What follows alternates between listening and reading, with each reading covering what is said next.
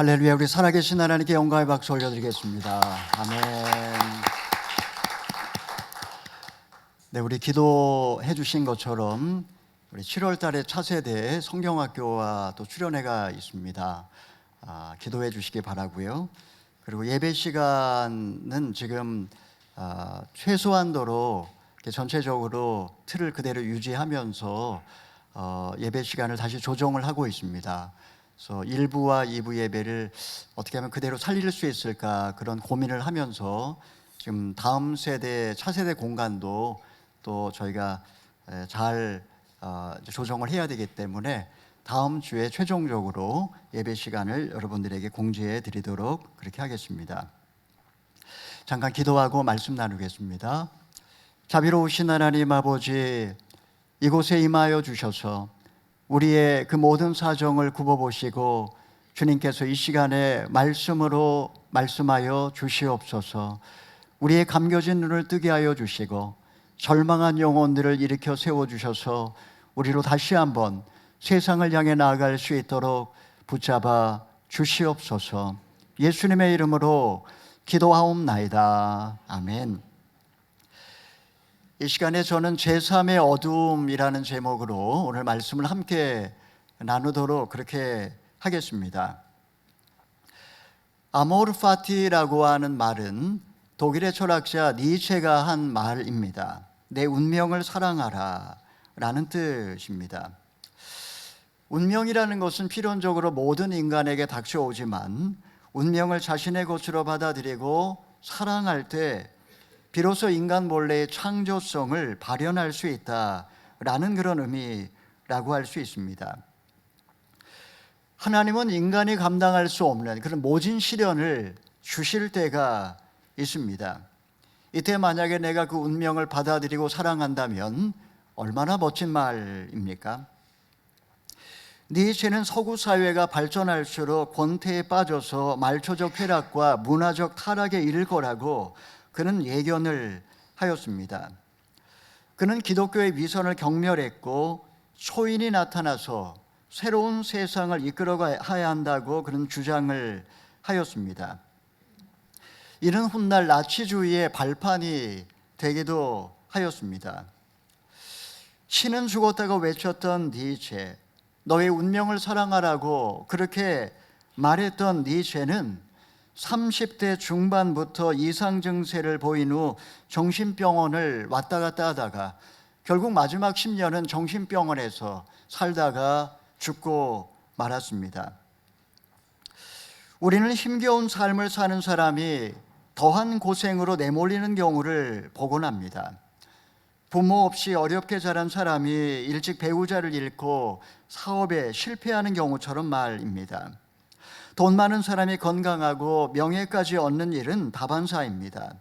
하나님은 공평하다고 말하지만 행복한 사람은 더 행복해지고 불행한 사람은 끝없이 불행해지는 경우도 많이 있습니다. 하나님이 계시다면 왜 이토록 한 사람에게 가혹한 아픔을 주시는 것일까요? 자신의 운명을 받아들일 수 없는 그 인간이 선택한 방법은 하나님이 준 자신의 존재에 대한 경멸입니다. 마치 하나님과 싸우듯이 인간은 자신의 인생을 망가뜨려 버립니다. 불행한 영혼이 하나님으로부터 버림받았다고 여겨질 때 그는 스스로 부패해 결국 세상을 썩게 만드는 것입니다. 이 시간에 우리는 본문 말씀을 통해서 죄와 무관하게 여전히 세상에 존재하는 어두움, 곧 운명에 대하여 이 시간에 하나님의 말씀을 함께 나누어 보기를 원합니다. 첫 번째로 우리 1절의 말씀 읽어보겠습니다. 예수께서 길을 가시다가 날 때부터 눈먼 사람을 만나셨습니다. 그는 남루한 옷을 입고 길 모퉁이에서 구걸을 하는 거지였습니다. 그는 태어날 때부터 눈이 멀었습니다. 그는 어머니의 자애로운 눈빛도 아름다운 꽃도 푸른 하늘도 본 적이 없었습니다. 그의 눈은 슬플 때 눈물을 흘리고 구걸을 위해 동정을 자아내는 데만 사용될 뿐이었습니다. 그의 인생은 태어날 때부터 지금까지 온통 어둠에 휩싸여 그렇게 살아왔던 것입니다. 이런 소경거지를 바라보는 제자들의 마음은 어떠했습니까? 우리 2절의 말씀을 읽어보겠습니다. 제자들이 예수께 물었습니다. 라삐여, 이 사람이 눈먼 사람으로 태어난 것이 누구의 죄 때문입니까? 이 사람의 죄 때문입니까? 부모의 죄 때문입니까? 부모의 죄 때문에 가정에 이런 장애아가 태어났다면 당사자는 얼마나 억울하겠습니까? 태어날 때부터 눈이 멀었다면 아이가 태중에서 무슨 죄를 지었겠습니까? 그러니까 제자들의 질문, 부모의 죄입니까? 그 사람의 죄입니까? 이 질문 자체가 모순을 담고 있는 것입니다. 어떻게 보면 제자들은 한없이 어둡고 운명적인 현실 앞에 예수님께 답답함을 토로한 것이라고 할 수 있습니다. 도대체 세상에는 왜 저런 불쌍한 사람, 저런 불행한 사람이 존재하느냐며 예수님께 하소연을 하고 있는 것입니다. 여러분, 인생을 살다 보면 우리도 이렇게 하나님께 심각한 질문을, 하소연을 할 때가 있습니다. 왜 나는 찢어지게 가난한 집안에서 이렇게 안 생긴 얼굴로 태어났을까? 왜 나는 세상에서 정직하게 살려고 몸부림을 치는데 몹쓸 병에 걸려 이렇게 고생을 하는 것일까? 좋은 배경에서 태어나 사랑을 받으며 잘 사는 사람들을 보면 비교의식과 열등감에 시달리고 하나님이 원망스럽습니다. 자신의 운명을 체념하고 그냥 불행하게 그렇게 하루하루를 사는 그런 사람들이 많이 있습니다. 자, 이런 제자들과 달리 예수님은 소경거지의 인생을 어떻게 바라보셨습니까? 우리 3절의 말씀을 읽어보겠습니다. 예수께서 대답하셨습니다. 이 사람의 죄도 그 부모의 죄도 아니다.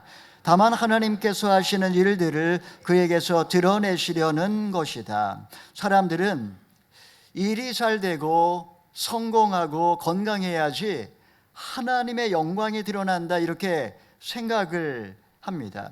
어려움도 없고 시련도 겪지 않고 병들지 않아야 하나님이 살아계신다 이런 것을 증거할 수 있지 않느냐 이렇게 반문하기도 합니다. 여러분, 이 말은 틀린 말은 아니지만 그러나 100% 맞는 말도 아닙니다. 왜냐하면 하나님은 운명적이고 불행한 상황 속에서 늘 영광을 드러내기 원하시고 불가능하고 절망적인 현실에서 늘 기적을 베푸시는 하나님이시기 때문입니다. 여러분, 우리가 이해해야 할 것이 있습니다. 세상에는 죄와 상관없는 어둠이 존재한다라는 그런 사실입니다. 죄와 벌이라는 이원론으로 해석할 수 없는 제3의 영역이 있다는 것입니다. 세상의 모든 어떤 불행이나 어두움을 죄의 결과로만으로 보는 것은 1차 방정식으로 모든 수학 문제를 풀려는 것과도 같습니다. 세상에 불행이 남아있고 어둠이 존재하는 이유는 하나님의 창조의 손길이 여전히 진행형이며 아직 완성되지 않았다라는 것을 우리에게 말씀해 주고 있는 것입니다. 유대교는 항상 모든 불행을 죄와 연관시켜 왔습니다. 불교 역시 자신의 죄 또는 부모나 조상의 죄로 해석되지 않은 영역이 있다면 그것을 바로 업보라고 하면서 업보로, 인연으로 풀려고 했던 것입니다. 여러분, 과연 차가운 이런 도구마로, 이런 교리로 인간 불행의 뿌리에 접근할 수 있을까요? 그 사람의 인생이 어두움 저편으로 자맥질할 수밖에 없는 연약함에 대하여 주님께서는 긍휼의 마음으로 하나님의 편에서 다시 해석을 해주고 계신 것입니다. 하나님께서 하시는 일을 그에게 드러내려는 것이다 라고 주님은 말씀을 하고 있습니다. 여러분, 불행한 사람과 하나님의 책임을 연결하는 것은 절대 쉬운 일은 아닙니다. 불행을 죄와 벌로 설명하는 것이 낫지 죄와 상관없는 어떤 제3의 원리가 작동하고 있고 하나님이 곧 일하실 거라고 그렇게 말하는 것은 어떤 면에서 보면 불행의 원인을 창조주에게 돌리는 것처럼 들리기 때문입니다. 이런 이유 때문에 인간이 이해할 수 없는 어떤 제3의 어두움이 세상에 존재한다라고 말하는 것을 인정하려고 하질 않는 것입니다. 우리 아이가 왜 그렇게 비참하게 죽어야 합니까?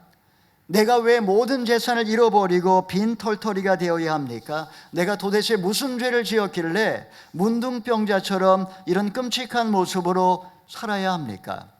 우리가 잘 아는 욥의 고백입니다. 그가 무엇이라고 항변합니까? 나는 이런 불행을 불러올 만한 죄를 지은 적이 없습니다.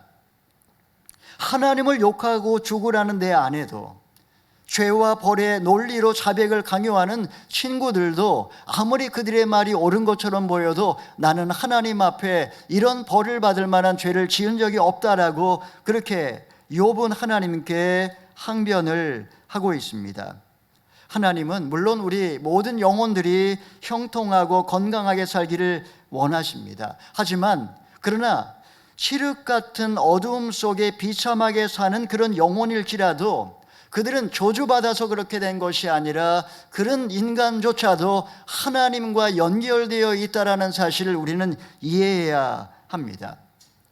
내 안에 존재하는 어두움이 있고 우리 가정에 불행이 존재하며 나에게 없었으면 좋았을 그것조차도 사실은 하나님의 창조의 일부라는 사실, 여러분 우리가 이걸 안다면 나의 인생의 운명과 같이 지어져 있는 그 어두움을 지워버리지 않고 그것과 공존하면서 현재의 고통을 견딜 수 있다라고 주님은 이야기를 하고 계시는 것입니다. 여러분 이것이 어찌 운명뿐이겠습니까? 우리가 세상을 살아가면서 짓는 모든 죄조차도 사실은 그것을 가지고 하나님은 우리를 더욱 빚어가실 수 있다라는 것을 성경은 이야기를 하고 있습니다. 고백록의 저자인 성 어거스틴은 9년 동안 만위교에 빠졌고 방탕하게 살면서 사생활을 낳았습니다. 그는 죄의 심연까지 내려가서 어둠의 뿌리를 경험했습니다. 메시아의 작곡가였던 핸델은 성공한 음악가였지만 그는 바람둥이였습니다. 하루아침에 모든 자신의 지위를 잃어버리고 파산했으며 자살을 갈망했던 그런 사람이 바로 이 핸델이었는데 바로 그가 메시아를 작곡한 것입니다. 신라곤의 저자였던 밀턴은 청교도 혁명의 실패로 너무나 큰 충격을 받았기에 두 눈이 멀어 소경이 되고 말았습니다. 여러분 우리의 삶에 우리의 인생에 나의 죄 때문에 이런 불행이 찾아올 때도 있지만 때로는 나의 죄와 전혀 무관하게 내 인생에 감당할 수 없는 운명과 같은 불행이 찾아올 때가 있다라는 것입니다. 우리는 이런 어두움을 다 지워버리고 싶어 합니다. 여러분 우리가 자세히 살펴보게 되면 찬란하게 떠있는 태양 아래 행복하게 사는 그런 사람들은 많지 않고 어딘가 모르게 불행한 사연을 안고 밤에 쌓여 사는 분들이 적지 않습니다. 왜 하나님께서 나를 이런 깊은 어둠 속에 버려두실까요? 하나님은 아직 여러분의 창조 사역을 끝내지 않으셨고 지금 여러분 안에 바로 그 어두움을 통해 새로운 역사를 지금 일하고 계시기 때문입니다. 여러분 어두움을 없애려고 하지 마시고 어두움과 공존하며 불행을 창조의 빛 아래 재해석하시기를 바랍니다.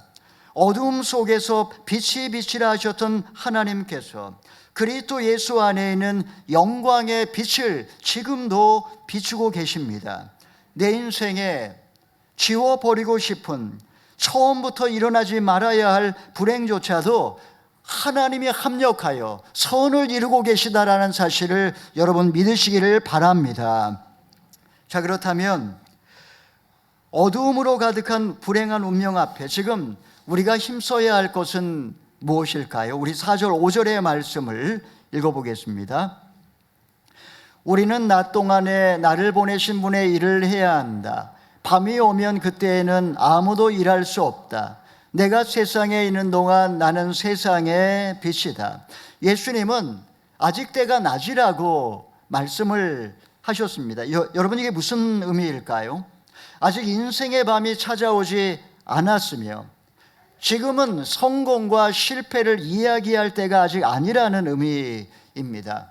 축구로 말하면 전반전도 끝나지 않았습니다. 후반 종료 3분 전에 동점골을 넣고 여세를 몰아서 연장전에서 결승골로 역전승을 이끌어낼 수도 있습니다. 지금 얼마든지 역전의 드라마를 연출할 수 있는 기회가 있다. 아직은 낮이라고 주님은 이야기를 하고 있습니다. 우리 창세기 45장 5절 6절의 말씀을 읽어보겠습니다. 하지만 형님들이 저를 이곳에 팔았다고 해서 근심하거나 자책하지 마십시오. 이는 하나님께서 생명을 구하시려고 저를 형님들보다 먼저 여기로 보내신 것이기 때문입니다. 2년 동안 이 땅에 흉년이 들었지만 앞으로도 5년 동안 밭을 갈지도 못하고 추수도 하지 못합니다. 그러나 이 땅에서 형님들의 자손들을 보존하시고 큰 구원을 베푸셔서 형님들의 목숨을 살리시려고 하나님께서 미리 저를 보내신 것입니다. 그러므로 저를 여기에 보내신 분은 형님들이 아니라 하나님이십니다. 하나님께서 저를 바로의 아버지와 그의 온 집의 주인과 이집트의 땅의 통치자로 삼으셨습니다. 우리가 잘 아는 요셉에 관한 이야기입니다.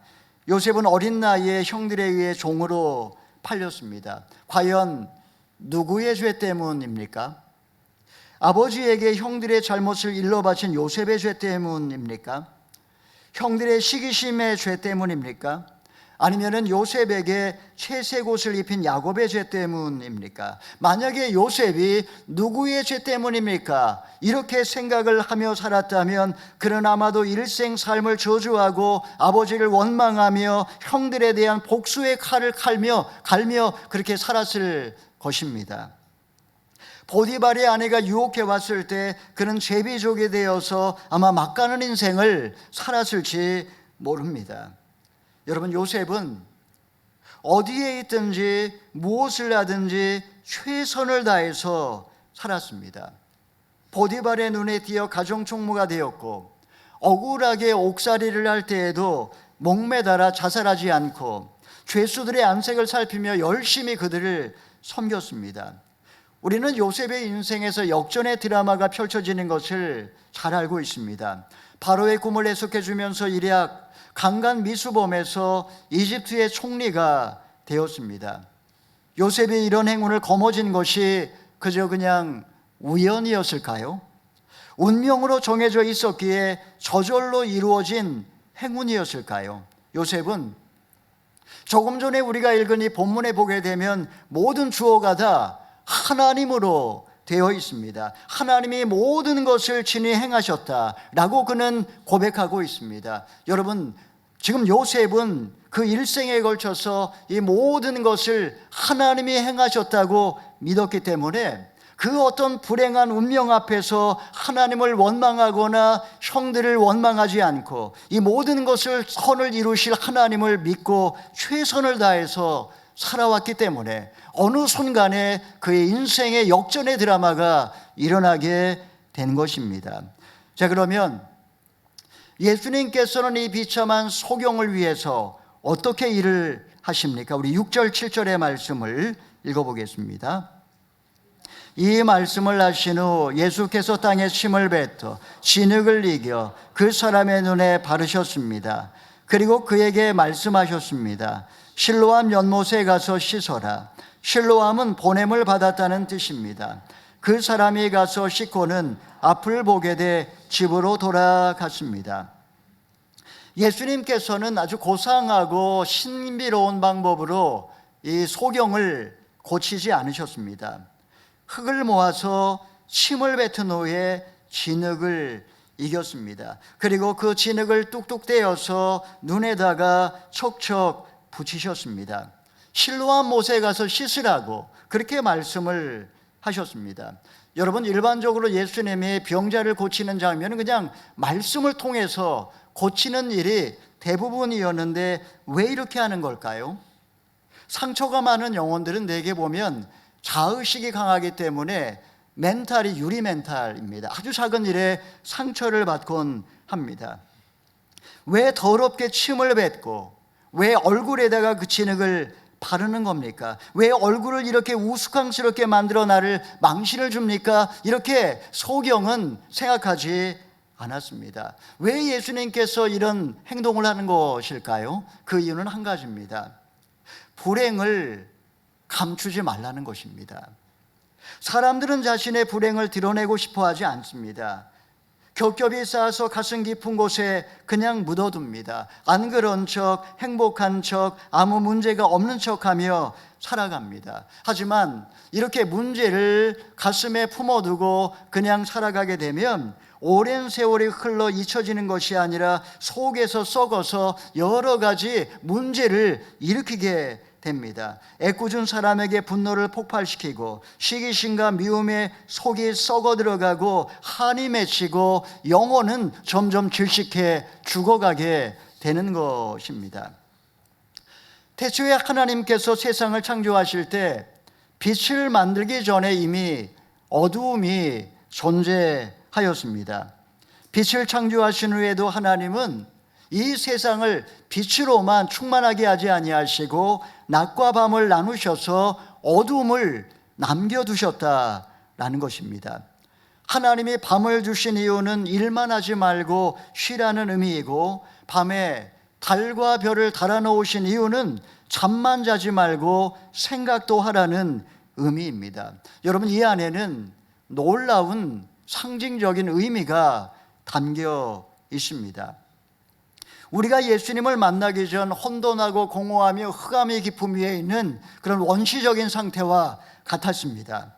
진리와 거짓이 뒤섞였고 무엇을 해도 그 영혼이 공허했으며 칠흑 같은 어두움이 우리의 영혼에 가득 차 있었습니다. 이런 우리에게 빛이 있으라. 빛 대신 예수님을 만난 후 우리는 진리를 발견했고 영혼의 만족을 얻었으며 하나님을 밝히 보게 되었습니다. 문제는 하나님이 여전히 우리의 인생에 어두움을 남겨놓으셨다라는 것입니다. 여러분, 신앙 안에서도 질병이 찾아오고 고통이 끊이지 아니하고 우리의 삶에 재앙을 만날 때도 있고 불행이 일어날 때도 있다라는 것입니다.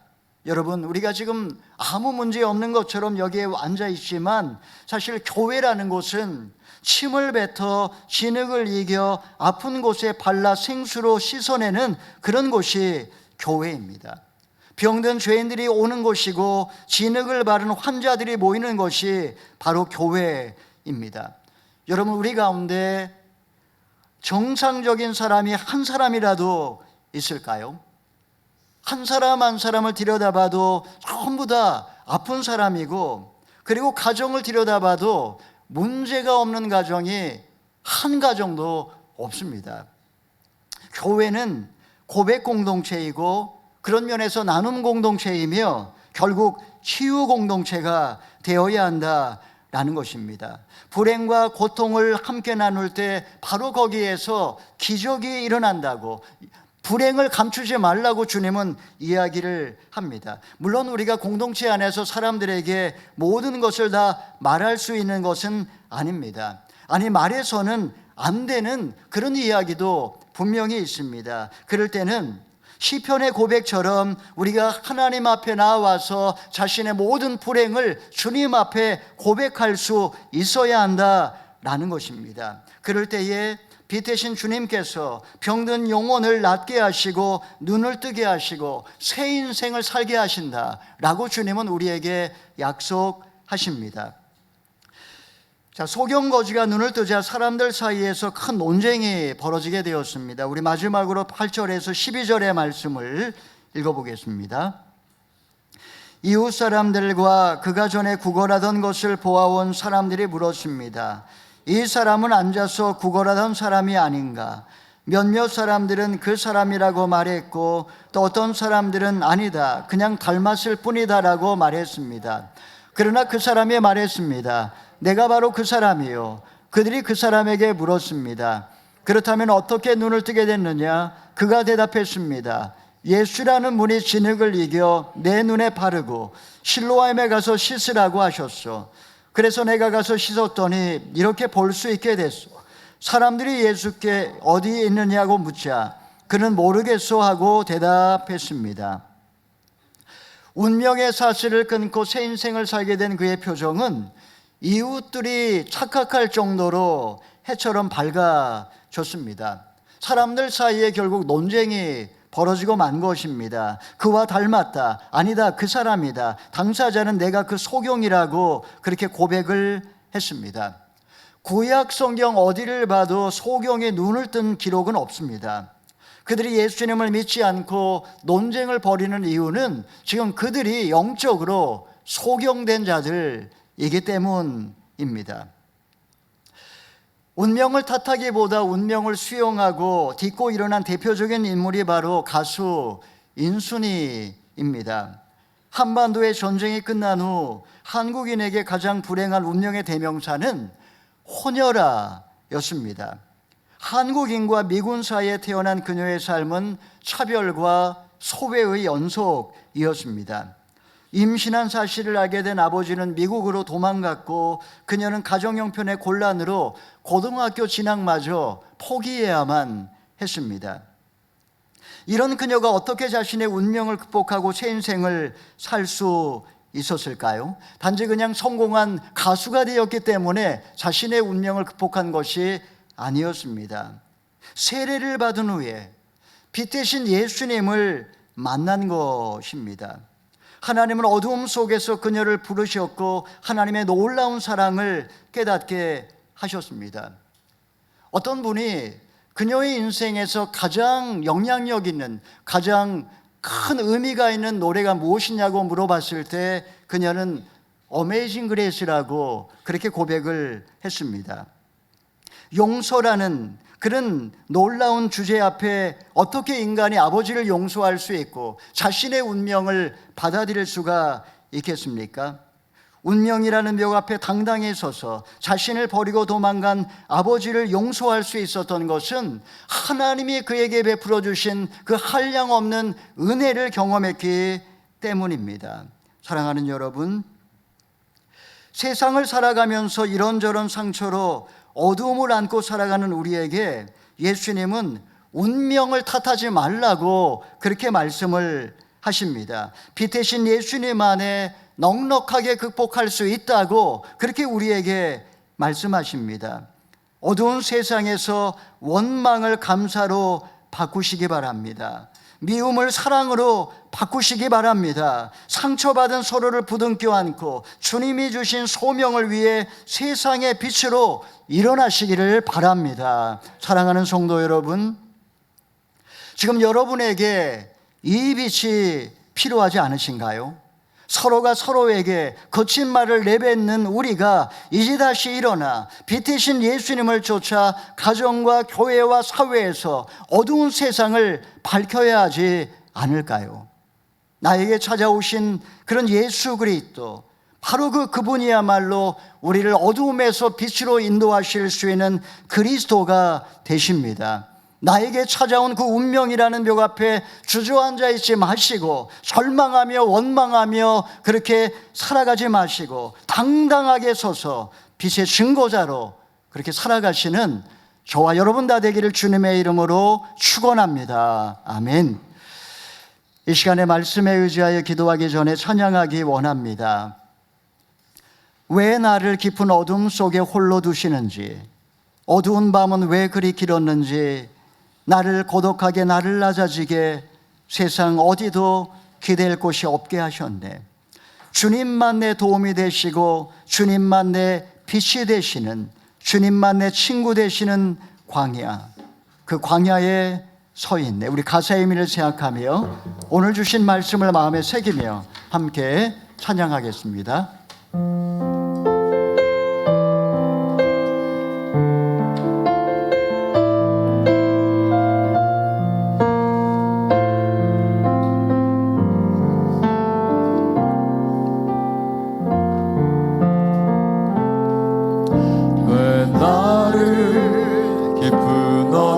속에 홀로 드시는지, 어두운 밤은 왜 그리 길었는지, 나를 고독하게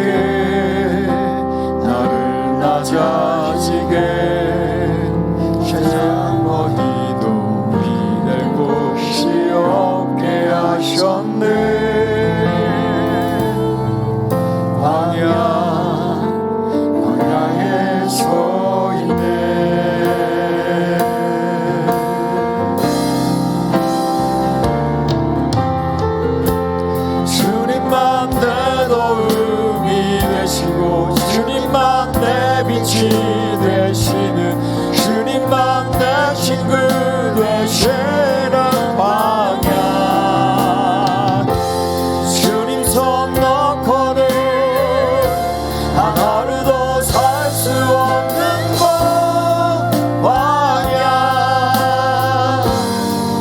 광야에 서 있네.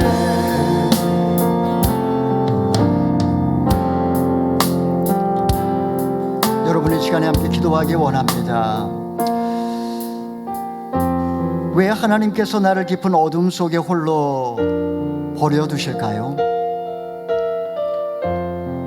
혹시 하나님과 싸우듯이 자신의 운명을 저주하며 나의 존재를 망가뜨리며 점점 멀리 와 있지는 않습니까?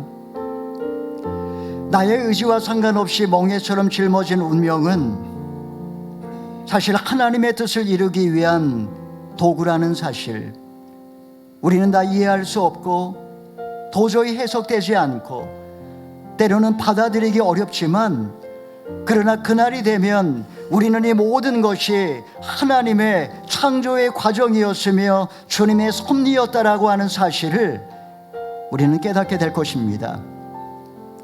혹시 여러분의 인생에 닥친 운명 때문에 죄책감과 수치심에 짓눌려 살아가고 있지는 않습니까? 하나님 아버지, 나의 마음의 문을 열어주시옵소서. 이 시간에 그리스도 예수의 얼굴에 있는 영광의 빛을 우리에게 비춰주시옵소서. 더 이상 운명의 노예로 살아가지 아니하게 하여 주시고 어둠 속에 빛을 비춰주시는 예수님, 그 예수님을 만나게 하여 주시옵소서. 어둠 가운데에서도 어둠을 받아들이고 하나님과 동행하며 운명에 당당히 맞서 싸워갈 수 있도록 아버지 하나님이여 우리에게 믿음을 도와여 주옵소서. 우리 함께 주여 한번 외치고 간절하게 기도하겠습니다. 주여, 자비로우신 하나님 아버지, 하나님 아버지, 나의 인생에 내가 도저히 받아들이시옵며 하나님 아버지, 나의 인생의 운명 앞에 하나님 우리가 당당하게 설 수 있도록 아버지 하나님이여 도와주시옵소서. 하나님 아버지, 지금은 다 이해할 수 없고 하나님 아버지 해석할 수 없지만 하나님 아버지 그럼에도 불구하고 하나님이 나를 깊기 위하여 이 광야와 같은 세상 가운데 하나님 아버지 나의 삶의 운명을 씌워주시고 여기까지 도와주신 것 감사합니다. 하나님 아버지, 여전히 하나님의 창조의 영적을 끝나지 않았고 하나님은 지금도 어둠 속에서 나를 기적하고 계시옵니다. 하나님 아버지, 우리의 믿음을 도와주시고 하나님 아버지 죄책감과 수치심에서 벗어나 살아가게 하여 주시옵소서. 하나님 아버지, 내 인생의 모든 운명 앞에, 내 인생의 모든 불행 앞에 죄책감과 수치심 속에 살아가지 아니하게 하여 주시고 이제는 이 세상에 비추오신 예수 그리스도를 의뢰하고 내게 있는 작은 진흙을 모아 이기며 하나님 아버지 믿음으로 최선을 다해 내 삶의 자리에서 하나님의 역사를 참여하게 하여 주시옵소서. 우리의 눈을 뜨게 하여 주시고 지금은 다 이해할 수 없고 지금은 해석되지 않고 때로는 받아들이기 어렵지만 그러나 이 어둠을 통해서 여전히 일하고 계시며 마침내 이 모든 것이 주님의 섭리였음을 우리로 깨닫게 하여 주시옵소서. 예수님의 이름으로 기도하옵나이다. 아멘.